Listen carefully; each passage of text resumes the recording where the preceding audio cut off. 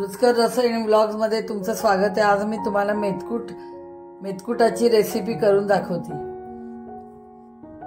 त्यासाठी लागणारं साहित्य हे 2 वाटी मी चण्याची डाळ घेतली आहे, 1 वाटी उडीद डाळ, 1 वाटी तांदूळ, 2 चमचे मोहरी, 1 चमचा धने आणि 1 चमचा जिरे, 4-5 मिरच्या, लाल मिरच्या आणि हा सुंठाचा तुकडा आणि हळकुंड, 1 हळकुंड। हे बघा, ही कुटून घेतलेली आहे। याच्यामध्ये ही बघा, ही अशी 1 हळकुंड घेतलेले, त्याचे असे मी तुकडे केलेले आहेत। आता आपल्याला हे सर्व जिन्नस भाजायला घ्यायचे। मी गॅस चालू केलाय, 2 वाटी चणा डाळ घालते, मंद आचेवरती भाजायचे।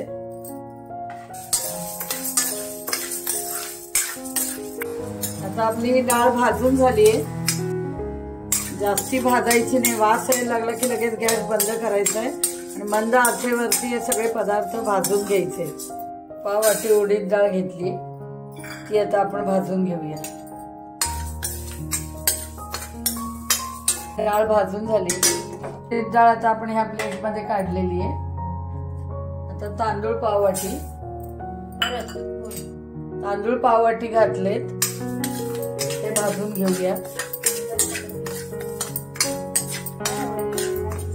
भाजायला लागला की बघा तांदूळ थोडा फुलतोय। आता आपले तांदूळ भाजून झाले, ते आपण आता प्लेट मध्ये काढूया।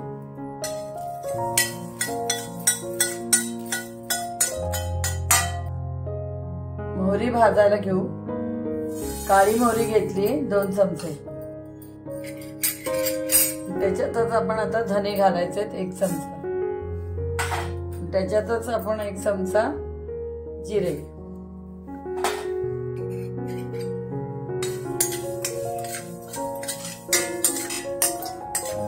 चांगलं भाजलं गेल्यानंतर मग लाल मिरच्या ह्याच्यातच घालून त्याही भाजून घ्यायच्या। चटचट आवाज यायला लागलाय, आता मिरच्या घालते।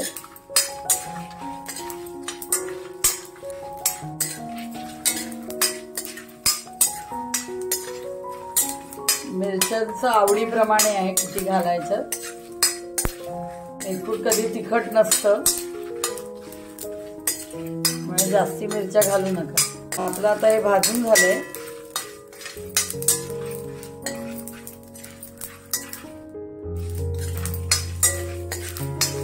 आपण काढून घेऊ।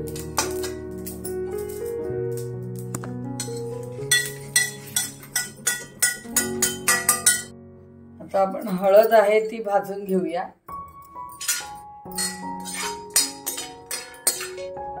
हलकीशी हळद गरम करून घ्यायची, त्याच्यातलं मॉइश्चर निघण्यासाठी। आपली हळद झाली भाजून, हलकीशी गरम करायची।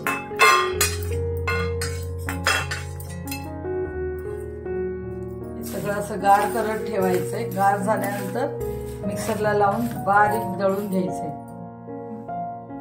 आता आपण सुंठ टाकतोय, जी 1 कुडी छोटीशी घेतली होती सुंठेची, तर ती कुटून घेतलीये।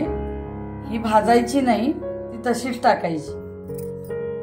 एक कुडी घेतली होती सुंठाची, आता ते ह्याच्यात घालते मी आणि आता हे सगळं मिक्सरला गार झाल्यावर लावून घेणार आणि बारीक त्याची पावडर काढणार।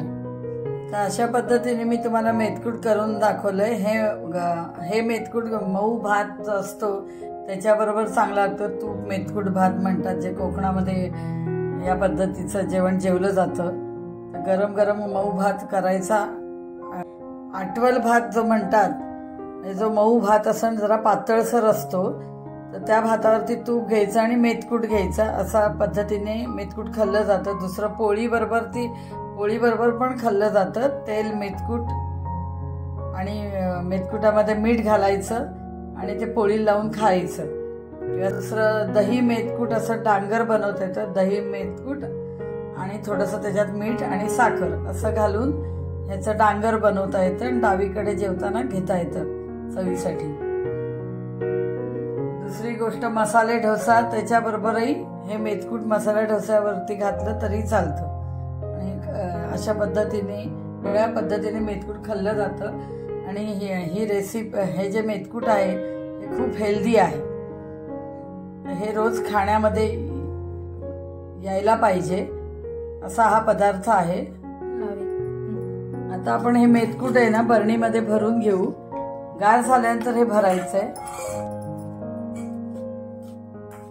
आणि घट्ट झाकणीच्या बरणीत भरायचंय. म्हणजे एअरटाईट बरणी पाहिजे.